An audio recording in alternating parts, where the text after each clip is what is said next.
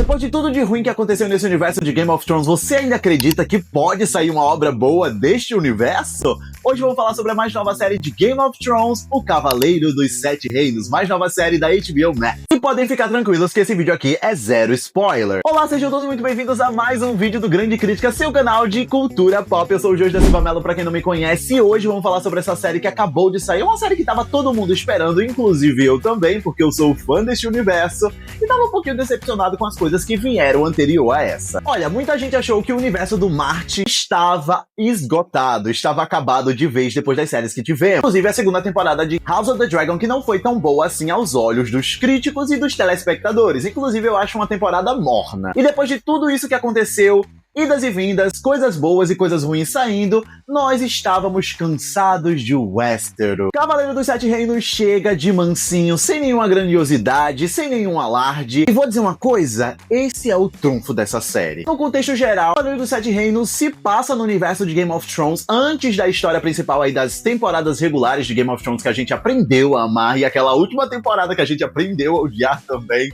Mas não necessariamente ela se apoia nos eventos que aconteceram em Game of Thrones ou a Casa do Dragão, que se passa muito antes. E Cavaleiro dos Sete Reinos tem essa carta na manga, ela pode brilhar e pode ser o que quiser. Isso é o maior trunfo dessa série aqui. O episódio dessa série aqui carrega um tom leve, aconchegante, algo relaxante às vezes também. Diferente da sua irmã mais velha, Game of Thrones, que carrega consigo esse peso, esse drama, essa coisa HBO, entendeu? Aqui a gente tem um clima mais leve e muito mais descontraído em algumas vezes. Cavaleiro dos Sete Reinos usa e abusa dos momentos cômicos pra fazer a gente dar uma risadazinha. Eu vou dizer uma coisa pra vocês, eu gostei, dei bastante risada na série. Esses momentos de alívio cômico, eles fazem total diferença. Esse universo aqui, a gente volta ao Westeros, mas agora com uma roupagem diferente. Eu vi os primeiros trailers e eu falei, caraca, isso tá bem diferente de Game of Thrones, e eu amei isso. Indo um pouquinho do clima e do tom da série, vamos falar sobre os protagonistas dessa série. Vamos falar sobre o protagonista, o Dunk, o Alto. Pra vocês, ele carrega esse olhar triste, esse olhar desafortunado, sem esperanças da vida, e isso faz que ele seja um personagem super relacionável. Diante da sua própria realidade, ele se sente triste por isso.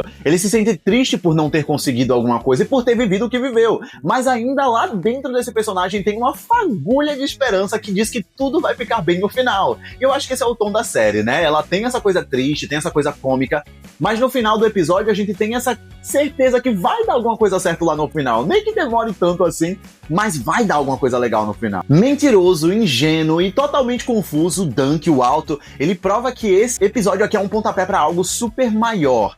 Pra gente ver esse personagem crescendo. Eu espero que esse personagem cresça com o passar dos episódios e faça esse personagem ser o cavaleiro que ele tem de ser. E falar no ator que interpreta o Dunk, o Alto. Ele consegue vender esse personagem ingênuo e seguro, e ele tá assim fazendo um trabalho perfeito no simples. Não tem essas coisas mirabolantes, ele vende muito bem a comédia também, vende essa ingenuidade que a gente compra. Eu gostei bastante da escolha do ator. Me identifiquei bastante com o Dunk, porque ele é um personagem falho, ele é um personagem que tenta, que erra e que vai fazer as coisas errado mesmo. E é isso, e ele vai aprender com os seus erros. E eu acho que é isso, a humanidade só aprende errando de fato. E o Dunk mostra muito bem isso, e aí a gente também tem o Egg, que traz esse contraste entre personagens, traz essa dinâmica muito mais suave. O Egg é um personagem insolente, é um personagem astuto também, muito inteligente, e a gente tem que ficar de olho nesse menino, porque simplesmente funciona, a conexão dos personagens funciona, e eu gostei bastante disso nos personagens principais da série. Agora falando um pouco sobre o ritmo, né, a gente vai ter alguns episódios aí, menos episódios do que uma temporada regular de Game of Thrones,